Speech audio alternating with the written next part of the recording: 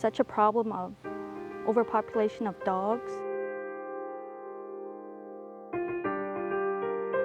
It's a problem that we all have, we know that.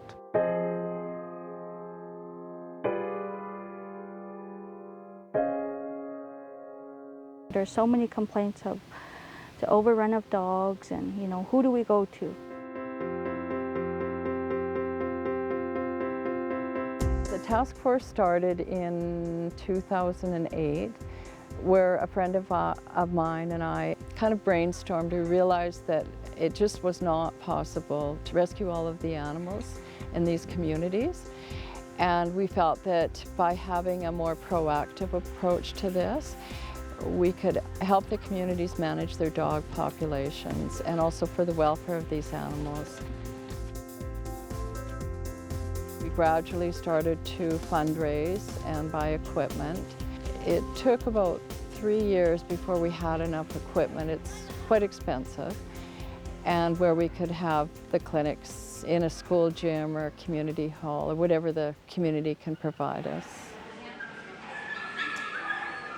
The Alberta Spay Neuter Task Force told me about these clinics that they do on First Nations. They asked me if we're interested, that they'll come on site, they'll do the surgeries, the nation will pay a certain amount of the cost, and we got the okay from the chief to have a spay neuter clinic. We help First Nations manage their dog problems and issues, and cats as well, to help them prevent dog bites and also to help to keep the population manageable and healthy.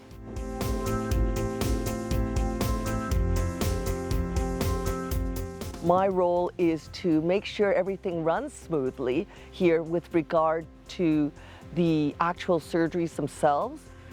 There's an overseeing role in terms of vaccinations, giving the correct medications.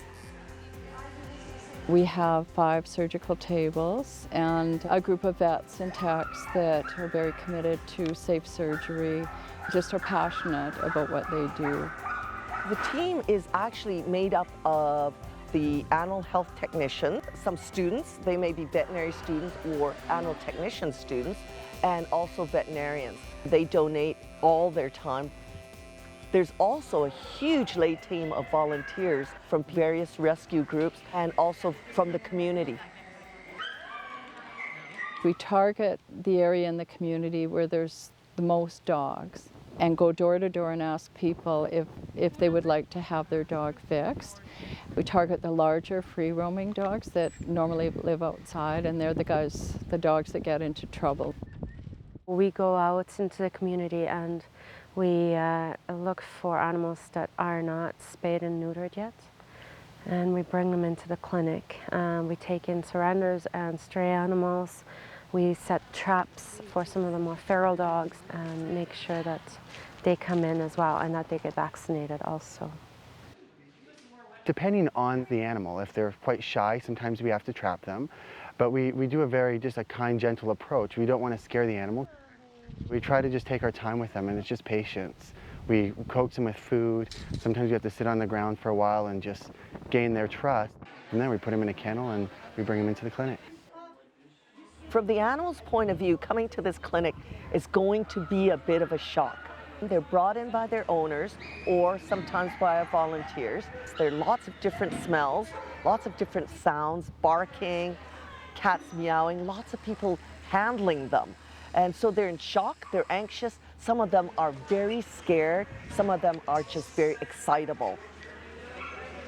So we try to do our best to make sure they're soothed, they're comfortable. We isolate them as much as possible. So we keep the cats away from the dogs so that there's no mingling there and hurt feelings. Once the dog has a pre-anesthetic check, the dog is put in a line and sedated. And then the dog is prepped for surgery, goes into surgery, and from surgery moves into recovery. The rubbing of the animals then helps stimulate them so they wake up faster.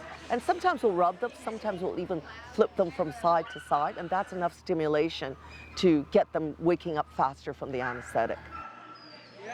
When they wake up, we give them post-operative painkillers. Then there's that sort of feeling of, well, what happened? You know, there's an area that feels a little bit painful, but most of these animals are awake enough that they can go home at the end of the day.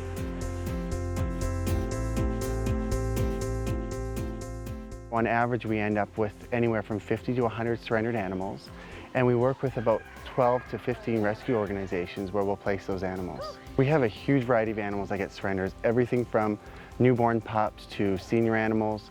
We see a lot of injured animals, animals with mange, a lot of animals that get hit by cars. Most owners, I think, look after them. We send them home with an instruction sheet.